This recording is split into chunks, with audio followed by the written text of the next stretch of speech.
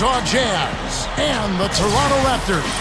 We're all set to bring you NBA action. This is Kevin Harlan, joined as always by Clark Kellogg and Steve Kerr. And brought to you by State Farm. Here's a quick look at our starting lineups. Hey guys, taking a look here at Kyle Lowry. What will we see from him? You know, I think Kyle Lowry is one of the most underrated players in the league. Guys, a borderline all-star a year ago. He really brings so much to the table. He's a true point guard. He really wants to get the ball into his teammates' hands to score, but at the same time, he's always a threat to put the ball in the basket himself. Yeah, but that anticipation and ability you talk about to see a step ahead serves him well at the defensive end, too. A very good pilferer, if you will. He keeps the opposition on edge all the time. You know, one of the things you have to do when you're trying to turn a franchise around, like the Raptors are, you have to control your home floor. And the team made some improvements a year ago, especially defensively under Dwayne Casey, but they still have not been able to be consistent winners in Toronto, and that's the next step for them. Oh, look out! Oh, don't do that to him. That was fantastic. Wow. And Clark, the degree of difficulty. Major. That was amazing. That was a nice replay, brought to you by Sprite. You know, last season, I think DeMar DeRozan was disappointing for the Raptors. He had had such a good rookie year. They were expecting great things from him, but he struggled with his shooting, and he turned the ball over at an alarming rate. So he needs to get his game back on track. Here is Lowry after the made shot from Mo Williams. Blocked.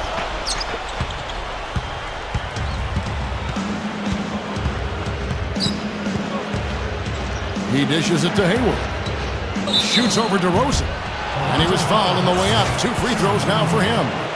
And DeMar DeRozan, the 9th pick overall back in the 2009 draft. Certainly some expectations, Clark, with being such a high pick. Yeah, and I don't think he's disappointed. Always athletic. The goal for him is to continue to grow as a basketball player, to hone in on that athleticism and produce consistently at both ends. And I think he's heading in that direction. And he can't hit the second. The Utah Jazz are known for playing a very physical brand of basketball. Tough down low, not being afraid to take contact or initiate it. It's just how they've always identified themselves as a team. Here's Lowry. Now we're going to get a chance to check in with Doris Burke, who had a talk moments ago with head coach Ty Corbett. Doris? I asked him about the matchup problems created by a player like Andrea Bargnani, a 7-foot sharpshooter.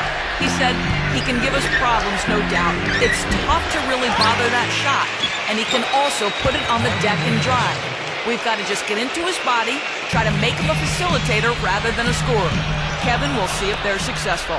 Thanks, Doris. Kicks to Millsap. And some very quick points for him on that possession. Millsap's got his first 2 points. Back to what, Clark, you were saying about the Jazz, that physical style of play, perhaps one of the reasons why they do so well against the East. Yeah, you know, they've maintained that tough identity that Jazz teams have always had. And that tends to play well when you're going against Eastern Conference teams. You know, for whatever reason, the East plays slower and more methodically than the West does. Costly mistake at the other end to set up that fast break. That's what you want to do after a turnover. Push the ball up the floor and strike quickly. Now here's Williams. Millsap a screen on Lowry. Williams dishes to Williams. Millsap. Good!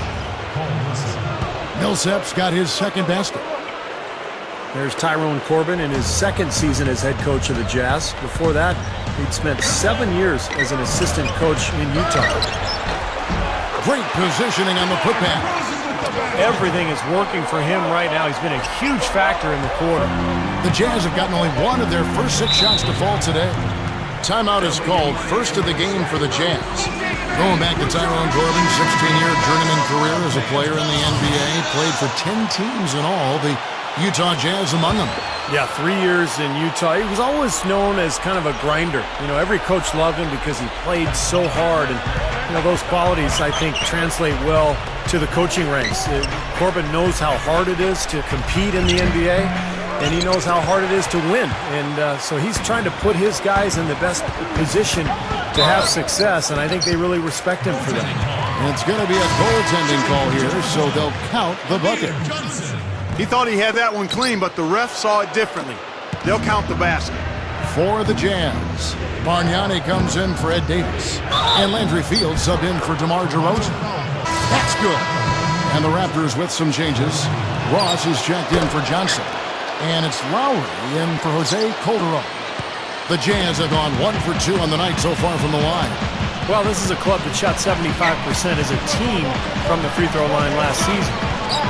Here is Ross. It's stolen by Foy. First trip to the free throw line for him in this one. And guys, if a game was coming down to the wire and an opponent needed to foul, I mean, he was the guy they wanted with the ball in his hands. I mean, shooting the free throws because of his proficiency there. Here's what Toronto's going with right now. Valanciunas comes in for Landry Fields. And it's DeRozan in for Ross. The Jazz also changing it up. Paul Millsap's checked in for Enes Kanter. And Marvin Williams subbed in for Gordon Hayward. It has been all offense here early. It sure has been. I mean, both teams clicking, and it's been an entertaining game as well, guys. Williams, that's good. You know, he got one step ahead of the defense on that one. Excellent job. Lowry kicks to DeRozan.